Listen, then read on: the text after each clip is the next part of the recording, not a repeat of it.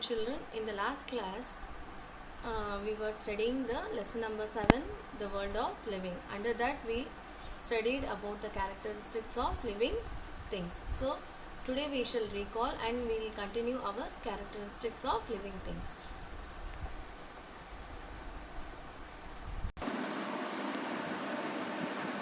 Yes, children. So, in the last class, we just studied the characteristics of living things. So, today we shall just recall the characteristics of living things. The first characteristic we studied was living things have cellular structure, living things can grow, living things need food and water, living things respire, living things move, and living things respond to stimuli. So, we stopped till here. Okay. So, now we will continue with the remaining characteristics of living things, that is living things reproduce, living things excrete, and living things have definite lifespan. So now before going to further characteristics of living things, just we shall recall all the 7 characteristics that we what we have learnt in the last class. Yes, so the first characteristic what we learnt in the last class was all living things are made up of cells. The first one what we read, children, all living things are made up of cells.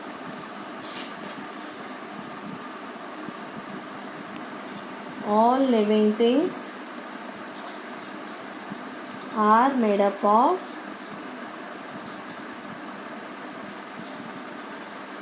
cells. So all living things are made up of cells. So now what is the meaning of cell, children? Yes, how can we define the cell? Cell, it is a basic unit of life. Cell, it is a basic unit of life, and we can also define the cell as it is the structural and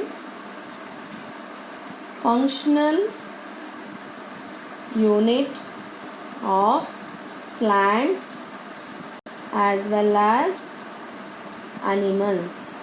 So how can we define the cell? Cell, it is a structural and functional unit of plants as well as animals. So the cells, according to the number of cells present in an organism, the cell was classified into the unicellular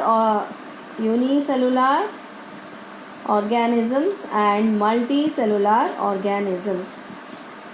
Yes, multicellular organisms.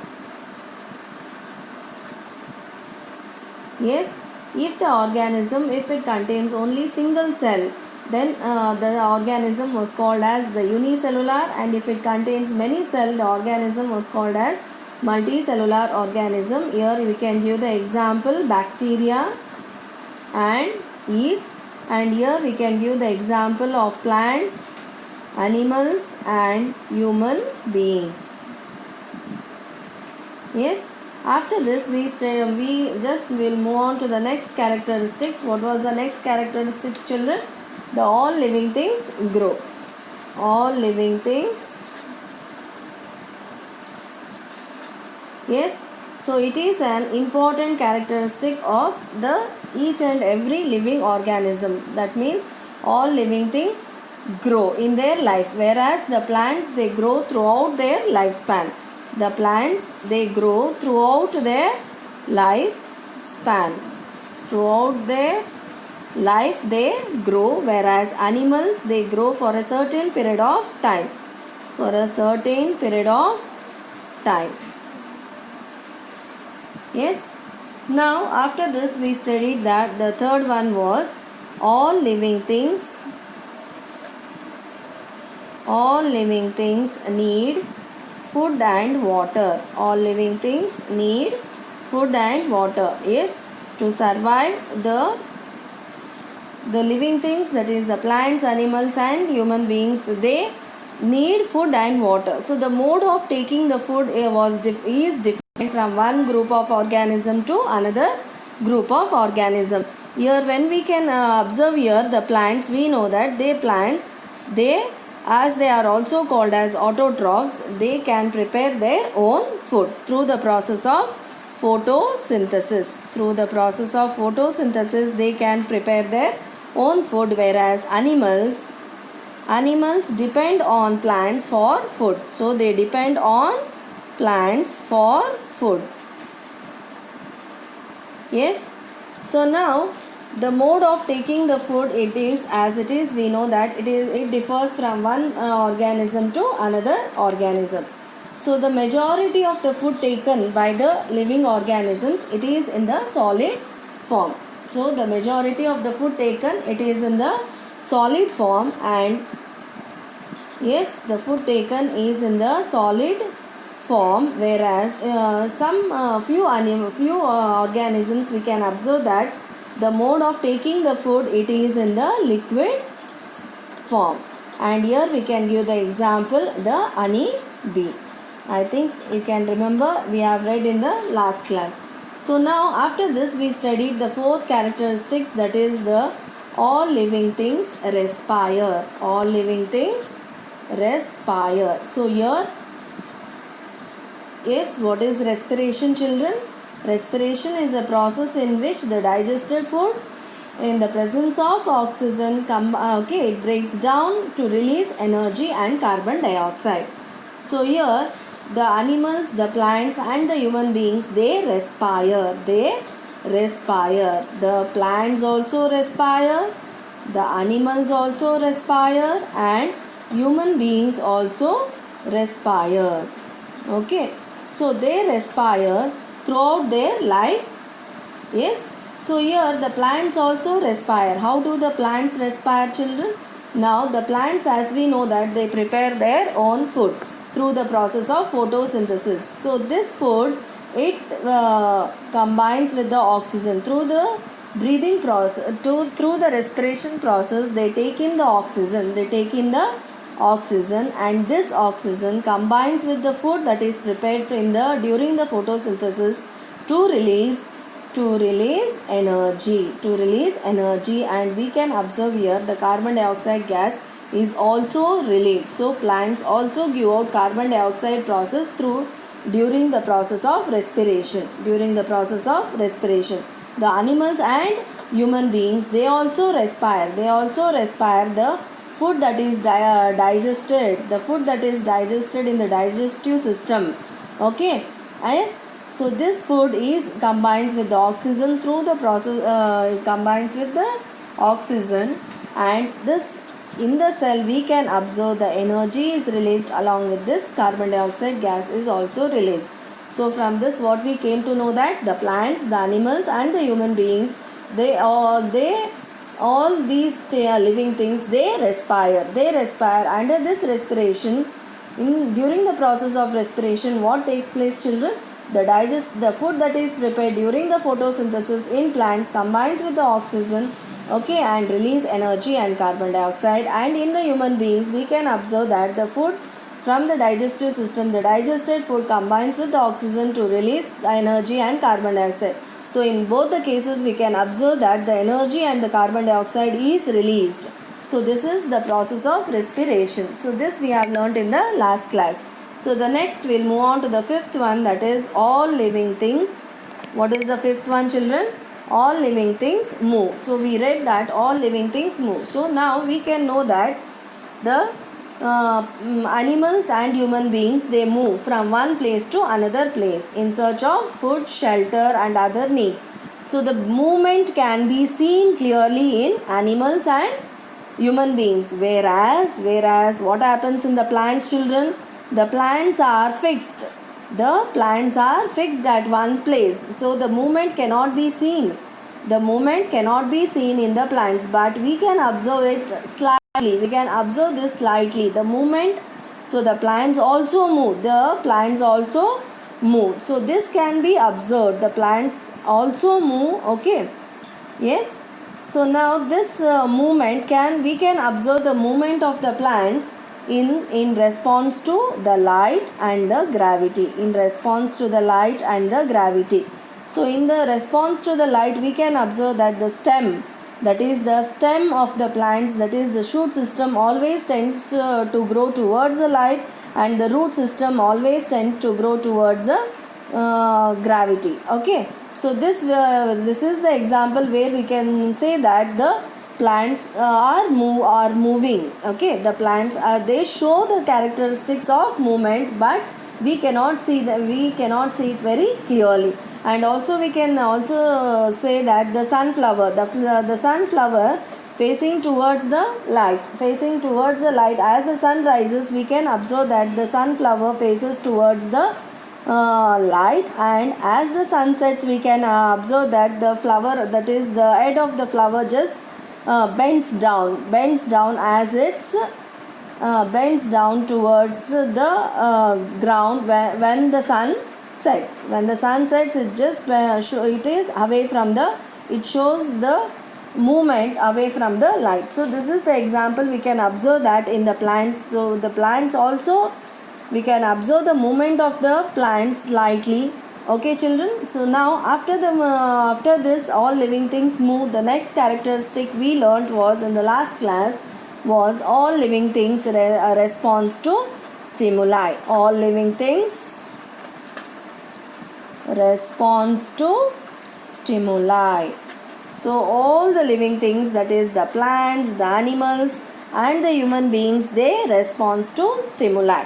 So now the stimulus may be the stimulus may be in the form of in the form of touch, it may be in the form of light, it may be in the form of heat, it may be, or in the form of sound. So the stimulus may be in the form of touch, light, heat and sound. And we can observe that, we can observe the response. We can observe the response to stimulus both in the plants and also in the animals. Here we just saw in the last class, the example we just saw was the earthworm. Okay, the earthworm always tends to move away from the sunlight. Yes, the earthworm is the best example. Yes, the earthworm always tends to move away. It tends to move away from the light. That is the sunlight or the saline medium. Saline medium means the salt medium or saline medium. Here you can observe that the sunlight is the stimulus. Sunlight is the stimulus, and moving away from the stimulus, this is called as the response. Yes. In the human beings also, whenever you are moving, when you are playing or moving, okay, when a thorn pricks to your leg, so sudden, so in a fraction of second, what you will do?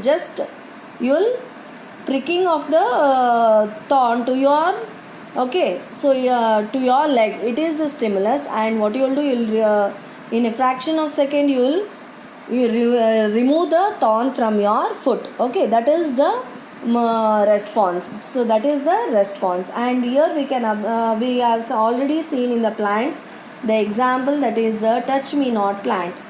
The touch me not plant, okay, the touch me not plant, when you touch with any object or anything with your hand, okay, when you touch the leaves of the touch me not plant, it just folds away. Okay, it just folds all its leaves, and after a fraction of second again it opens. Okay, so here we can observe it closes all its leaves as we touch the plant, and after a fraction of second again it blooms away. So here the touch is the stimulus and closing of the leaves is the response. And here we can also see in the plants, children, the tip of the shoot always tends to move towards the light. This is also the example we can give. It is the response to stimulus. The stimulus is the sunlight, and movement towards the sunlight is that is growing towards the sun of the is the response by the shoot. Yes, so these were the 6 characteristics we learnt in the last class. So today we'll move on to the 7th living things. All living things reproduce. So coming to the today's topic, children, the all living things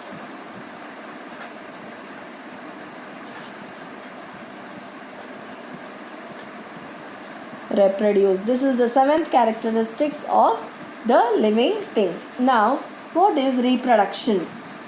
So, reproduce. What is the meaning of reproduce or reproduction? Re means again, produce means they are producing. Producing the same individual. Producing the same individual of the same kind. Producing the same individual of the same kind. Here we can observe that all the living things, that is the plants, animals and human beings, they reproduce. In their lifetime they reproduce. So how can we define the reproduction? The reproduction is the process by which living organism like, which are the living organisms? Humans, birds and animals. Okay, and also the plants. What they do, children? They form a new individual. A new individual of the same kind. Okay, of the same kind. Okay. Here, reproduction, we can also call it as, it is a biological process by which the new individual is also called as offspring. The new individual is also called as offspring or produced. The offspring is produced by the parents. Yes, by the parents the offsprings are produced. This offspring is a new individual. So that this takes place in their lifetime. This takes place, all the animals, they reproduce in their lifetime. So now when they reproduce, what happens? This helps in the existence of their species. That is, their species, the existence of species takes place in the nature, and this continuation of the same species takes place, and this is called as the reproduction. Here we can observe that animals and plants, both the animals and plants, they produce or they reproduce. Okay, they produce young ones of same kind. This you have to keep in your mind, children. The young ones produce the young ones of same kind, not the other kind, or the same kind. Now for example, how the reproduction takes place, the animals, the young ones, yes, the young ones, they grow and they become the adult, and this adult again they reproduce. So this continues in their lifespan. Now when we take up the reproduction in animals and in the plants, we can observe that the reproduction in animals, it takes place in two ways, children. The reproduction in animals, it takes place in two ways. You have to keep in your mind. The reproduction in animals, it takes place by laying eggs. Some animals, they lay eggs. And these eggs, they hatch. The eggs are hatched and the chick is formed, and from the chick we can observe the adult is formed. So here we can give the example of hen and the pigeon. Yes. So these animals, they reproduce by laying eggs.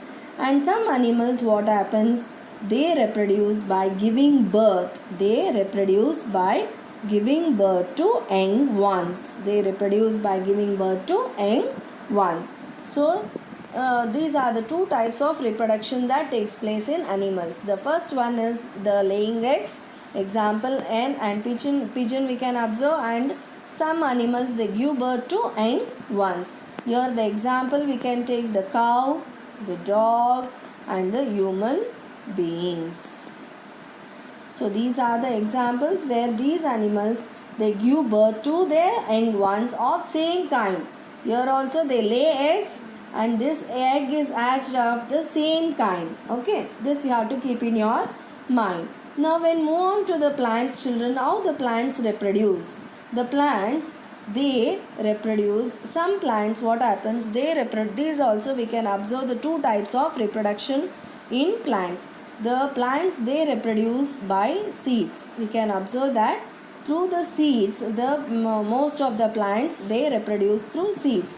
The seed is sown into the soil, and as we observe, after some, as it gets the suitable conditions, what happens, the seed, it grows into a sapling, and the sapling grows into a young plant, and afterwards we can observe that this the plant may turn into, in some we can observe, it may change to a tree. Now whereas in some plants what happens, whereas in here we can give the example, yes, the wheat crop, the wheat the wheat crop, the best example we can give how the plants reproduce by seeds. So the next type of reproduction we can observe in the plants is by the vegetative reproduction. The vegetative reproduction, here we can you will be learning in detail about the vegetative reproduction in the next chapter, children. Here you have to just you have to note down the what is the meaning of vegetative reproduction is nothing but the vegetative parts, the plants, as you have learned the parts of the plant. Here the vegetative parts of the plants are the root, the stem, the leaf. So here we can observe these are the vegetative parts of the plants. So the reproduction takes place. The reproduction takes place through the vegetative parts. Okay, in some plants we can observe the vegetative reproduction. Now when we take up the example, children, here in the sugar cane. Here the sugar cane, how the sugar cane, we can reproduce the sugar cane of the same kind by the stem, by cutting the stem of the sugar cane from the parent plant. Cut the stem of the sugar cane and sow it in the soil. You will get a new plant. So this, the reproduction takes place through the vegetative part, that is the stem. And when we take up the another example, the ginger. Ginger, I think everyone has seen the ginger, children. Now, as we have seen the ginger here, yes, when we take up the ginger, what happens? This is the root. This is the stem. This is the stem modification of the ginger.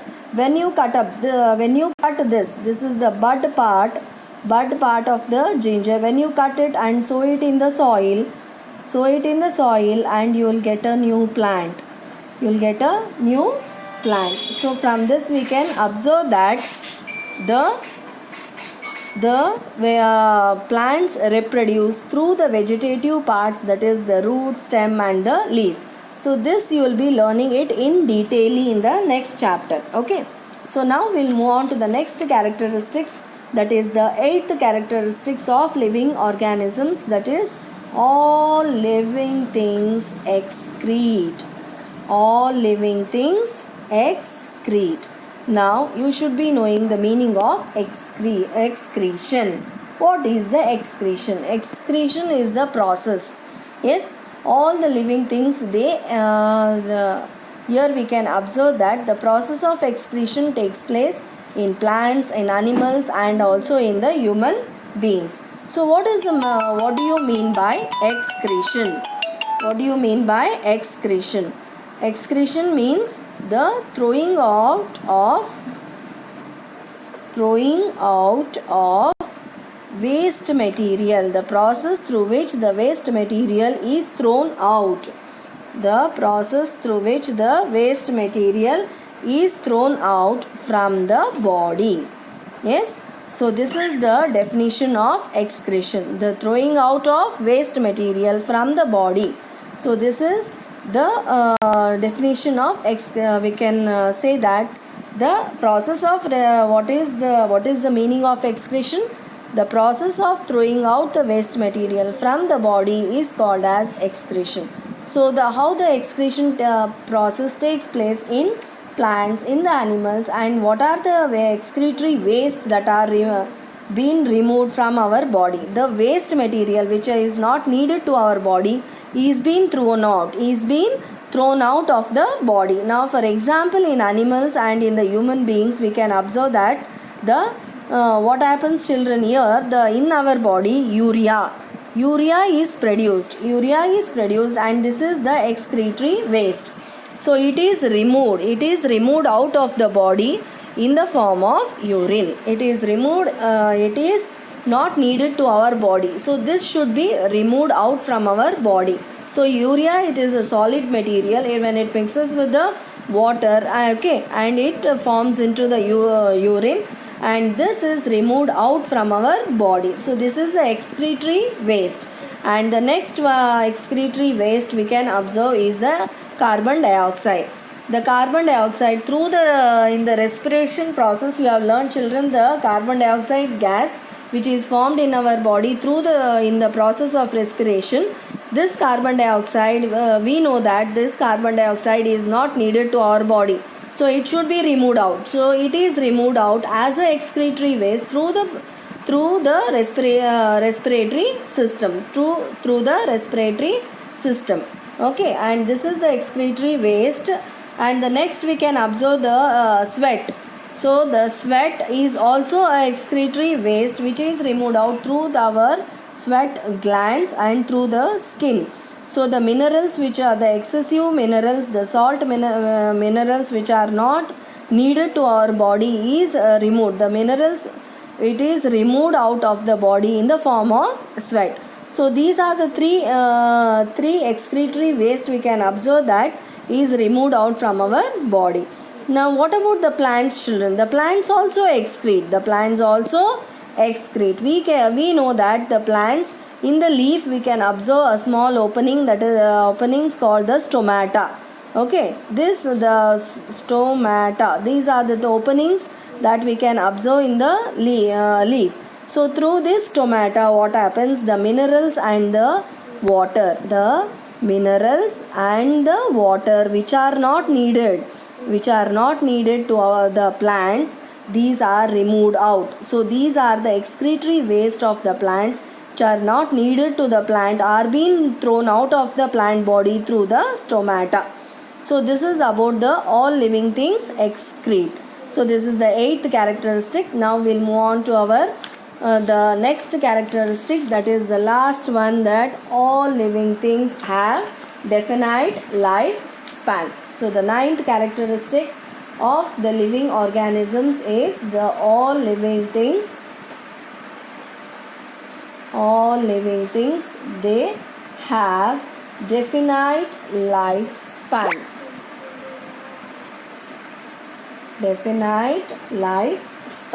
Now what is the meaning of lifespan?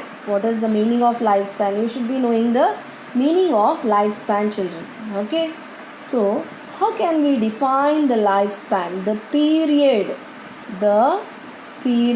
between the birth of an organism and death of an organism.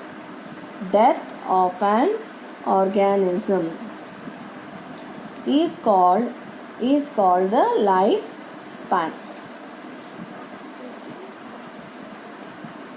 Yes, so listen carefully, children. The period between the birth and death, in between this, the period that we are going to spend on this on this earth. So the period between the birth and the death, and this is called as lifespan.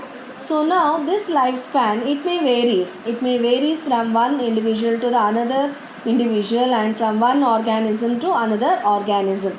And here we can observe that some organisms, they live only for few minutes, or few hours, or to hundreds of years. Now when we take up the bacteria, children, The bacteria, the lifespan of bacteria is just a few hours. Okay, the lifespan of bacteria is just a few hours. When we take up the lifespan of the tortoise, the lifespan of tortoise is 120 years. 120 years. So here the lifespan of animals, it varies from one organism to another organism. So ultimately what happens? Ultimately all the animals for a different time period, okay, for the different, they live, all the animals, they live for a they live for different time periods, but ultimately they have to die. So similarly we can observe the in plants also we can observe. So the plants also live for some definite lifespan, and ultimately what happens, children? The plants also, they die. Okay, they die after some time.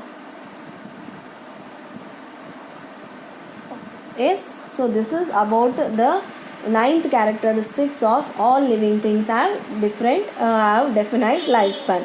Now one example we can take up, that is you have in your home the moong dal.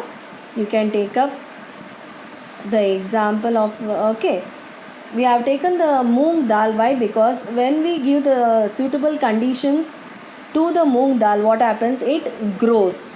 Okay, as you, I think your mother will prepare the sprouts from the moong dal. Okay, and she'll prepare the sprouts, and you'll be having the sprouts in your daily diet. Okay, so now this moong dal, it stays in the container for many days without showing any sign of living things. It stays in the container where your mother has put this moong dal in a jar. It doesn't show any sign of living thing, whether it is living thing or non-living thing. But when the moong dal is okay, when we sow it in a when it gets suitable conditions, when it gets suitable conditions, that is, it may be the soil or the water or the temperature, okay, then what happens? It grows, it performs all the life processes, and then eventually it dies. So from this we can know that when the suitable conditions are given, the plant also can grow, perform the different life processes. Now the last we are moving into the last topic, that is the difference between the living things and the non-living things. Till now we read all the characteristics of living things. So now just we'll in a short time we'll just discuss about the difference between the living things and non-living things. Living things and non-living things. The difference between the living things and non-living things. Now you know the characteristics of living things, children. So according to the characteristics we can differentiate the living things and non-living things. The first one, we can differentiate that all living things, they have definite shape. They have definite shape and size, whereas the non-living things, they do not have. They do not have definite shape and size. Now when we move on to the next characteristics, the living things are made up of cells.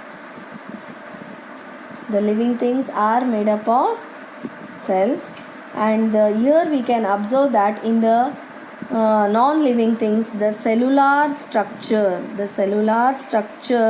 what we observe in the living things, the cellular structure is absent.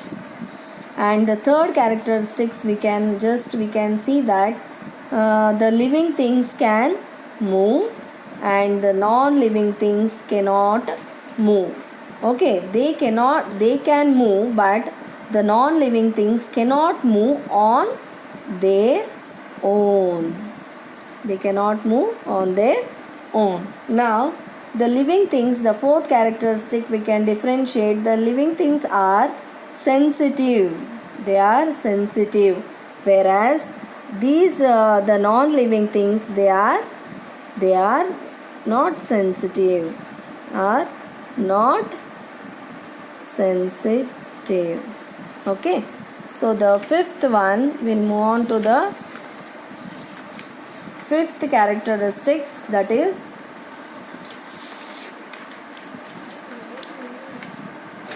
the fifth characteristics of the difference between the fifth one, they require food, that is they need food and water, whereas the non-living things, they do not require food and water. The sixth one, we can observe that the living things, all the living things, they respire, and here we can observe they do not respire. The non-living things do not respire. Now the seventh one, the living things, they excrete. That means they throw out the waste. Okay, and here we can observe that in the non-living things, the waste products are not formed. The waste products are not formed.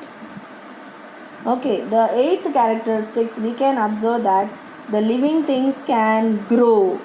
Yes, here we can observe that the non-living things, they cannot grow. And the ninth one, the living things can reproduce. The living things can reproduce they can reproduce their own kind. They can reproduce their own kind, whereas the non-living things, they are not able to reproduce. They are not able to reproduce. Now the 10th, the last and the last characteristic that we can differentiate between the living things and non-living things, they die after some time. The living things, they die after some time, whereas the non-living things, they do not possess. Okay, the non-living thing do not possess any life. They do not possess the life, and here we can observe that these are the 10 characteristics where we can differentiate between the living things and non-living things, children. So we have completed the characteristics of living things. We'll move on to the next topic in the next class, children. Okay, thank you.